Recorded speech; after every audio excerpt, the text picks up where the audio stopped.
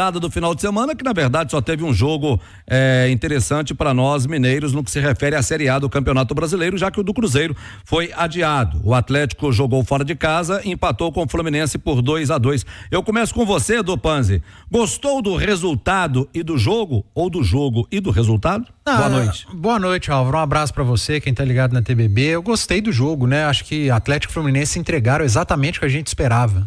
Entretenimento, gols, um jogo de 2-0 que vai para um 2-2 e com o Atlético tendo oportunidades na reta final de virar, de fazer um 3-2, com um jogo coletivo muito bom das duas equipes. Eu estava até conversando com o Simões ali na redação.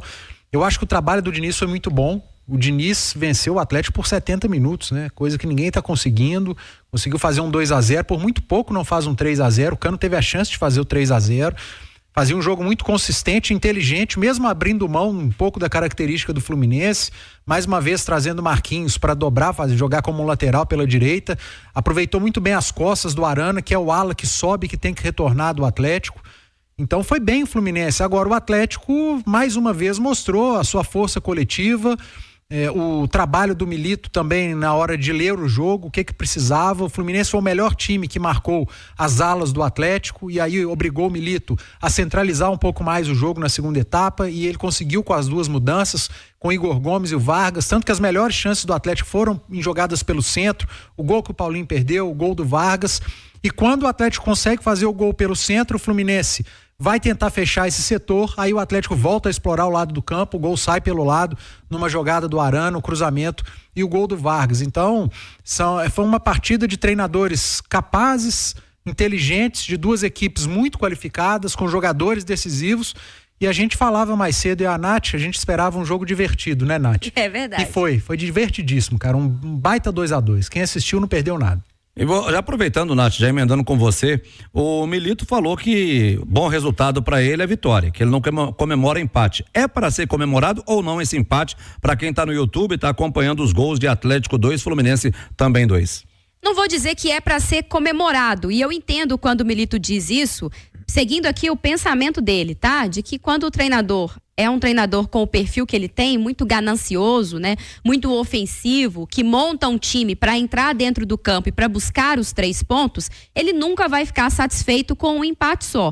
Mas eu, Natália Fiuza, acho que é um ponto a comemorar. E na visão do Milito, acredito que ele veja como um ponto que no futuro possa fazer a diferença. Até comentava ontem na programação da Itatiaia, Álvaro, que lá na frente, né, a gente acredita o Atlético brigando nas cabeças do campeonato pelo título até o final, não só pelo elenco que tem, mas pelo time, né, pelo que o time vem apresentando, principalmente ao longo desse último mês de abril, a gente projeta o Atlético brigando pelo título. E acho que lá na frente, se isso de fato se concretizar, esse é aquele ponto que faz a diferença de um jogo contra um adversário duríssimo, porque o Fluminense pode até não ser favorito ao título, mas é uma equipe difícil de ser batida. Num jogo fora de casa, tudo bem, um campo ali meio que neutro, mais longe dos domínios do Atlético, em que sai perdendo por 2-0 e busca o empate. Então acho que esse é aquele ponto que lá na frente pode ter mantido o Atlético vivo numa briga pelo título, sabe? Eu acho que não é de dizer que não deve ser comemorado. Acho que faz a diferença e foi, de fato, um jogo muito divertido que comprovou o que nós esperávamos, né? De duas equipes que, dentro cada uma das suas características, limitações, o Flu até começou o jogo jogando um pouquinho diferente, deixando mais a bola com o Atlético, explorando mais os erros do adversário, mas que não abriram mão do intuito principal, que era marcar gols. Por isso que o Fluminense chegou a abrir 2-0, mas viu o adversário buscar também. Então, para quem acompanhou, foi um jogo super movimentado. Alexandre Simões, o Milito tem ou não tem razão em falar que tem que ser comemorado somente se vencer? Nesse caso do Atlético 2, Fluminense 2, depois do Galo tá perdendo por 2-0. Boa noite, Simões. Boa noite, Álvaro, Edu, Nath, quem acompanha a gente. Álvaro, eu acho que assim, é um jogo em que, na minha visão, né, é um jogo que deixa principalmente lições para os dois lados, tá? Eu acho que deixa uma lição clara para o Atlético da questão quando for enfrentar adversários de maior qualidade técnica, principalmente se tiverem bons pontas, né? Precisa ter um reforço, tá? Precisa ter um reforço. Foi o adversário mais qualificado que o Galo enfrentou nessa era Milito, mas por outro lado fica também a certeza de que o Atlético é um time muito forte, principalmente do ponto de vista físico. E aí entra o lado do Fluminense, né? Fisicamente, o Fluminense foi sendo arrasado pelo Atlético, né? Tanto que termina o jogo com vários jogadores do Fluminense sentados no gramado. Aquilo ali não é só a organização, não é? É que fisicamente a gente percebeu uma diferença muito grande. E aí o Edu, quando colocou essa questão, né, de que o Milito optou por centralizar o jogo, né, o Edu, eu acho que isso ficou mais claro ainda, né?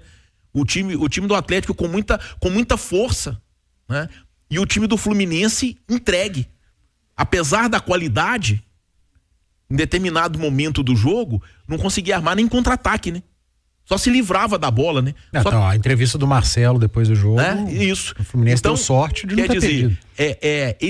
E isso é muito importante no futebol. Por quê? Porque os clubes, os grandes clubes, eles vivem maratonas de jogos, né? São jogos em cima de jogos, em cima de jogos, em cima de jogos.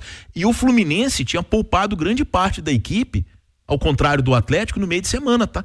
O Fluminense jogou contra o Sampaio Correia, em Vitória, controlou a alimentação, controlou sono dessa turma toda e jogou com um time muito mais alternativo.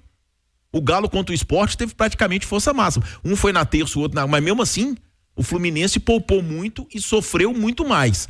O Atlético poupou menos e chegou ao final do jogo muito mais inteiro fisicamente, apesar de os dois lados terem feito as cinco mudanças. Vamos falar do Cruzeiro a partir de agora, mas antes eu quero dar um recado para você da Cruzeiro do Sul Virtual. Quer marcar um golaço na sua carreira? Então matricule-se agora na Cruzeiro do Sul Virtual. Mais de 120 opções de cursos de graduação como optometria, pedagogia, gastronomia, enfermagem, engenharia e muito mais para você escolher o seu curso ideal. Vamos treinar na mente, manter a forma e garantir um lugar em campo. Então não deixe para os 45 do segundo tempo. Acesse cruzeirodosulvirtual.com.br e invista agora no seu futuro. O Cruzeiro joga amanhã, Edu Panzi, pela Copa Sul-Americana contra o Alianza Petroleira, isso na Colômbia. Depois tem 2 jogos em casa.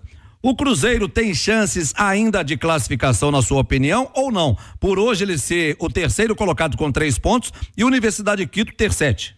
Não, tem chance, não só matemática, mas o Cruzeiro, ele continua sendo o melhor time do grupo, né? Na teoria, no papel, agora ele precisa demonstrar isso em campo, né, Álvaro? E não demonstrou até aqui, fez jogos muito ruins, principalmente os 2 últimos, né? Contra a Alianza e contra o La Calera.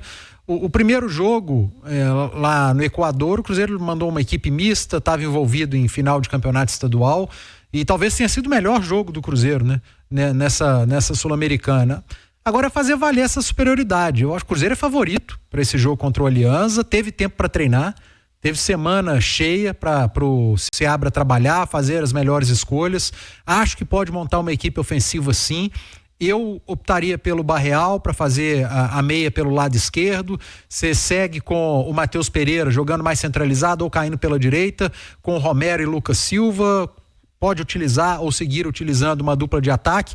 Fica essa interrogação, essa curiosidade. Se o Seabra, nesse tempo de treino, ele vai mudar um pouco esse desenho tático do Cruzeiro. Eu acho que, pro momento, eu não acredito, não. Talvez a entrada do Barreal seja a grande mudança e que eu acho que vai dar um upgrade pro lado esquerdo do Cruzeiro. O Barreal tem a capacidade de fazer uma dobra com o Arthur, os dois trocarem de posição durante o jogo. Não tô apostando em grandes mudanças, não. Acho que a grande mudança tem que ser de postura e o Cruzeiro fazer valer o favoritismo. O Cruzeiro muda de postura a partir de agora, Nath? Tem que mudar, né? Porque se ainda leva a sério a Sul-Americana, e acho que o discurso dentro do Cruzeiro é de buscar a classificação, quem sabe pro segundo semestre ter ainda um time mais forte para disputar 2 torneios de forma simultânea, o torneio continental e o Brasileirão. Para tudo isso acontecer, para chegar lá, tem que mudar a postura agora para um time agressivo, para buscar essas vitórias, para, a exemplo do que foi o jogo contra o Alianza no Mineirão, ser efetivo no setor ofensivo, mas ser regular dentro de todo o jogo, não deixar com que o nível caia tanto como aconteceu naquele segundo tempo, mas acho que há um diferencial, uma diferença daquele jogo para cá, que é o fato de que agora, psicologicamente, emocionalmente, acho que o Cruzeiro está bem mais estável do que estava naquela partida. partida, onde a falha do Rafael Cabral, apesar de ter sido uma falha individual, escancarou toda uma insegurança do time, né?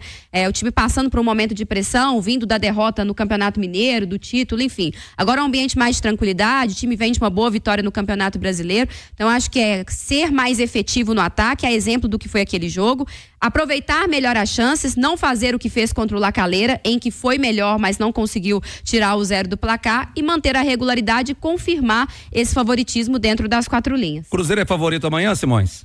O Álvaro é favorito, mas ele era favorito desde a primeira rodada e não conseguiu fazer o favoritismo valer em nenhum dos 3 jogos, né? E não depende só mais dele para ser o primeiro, né?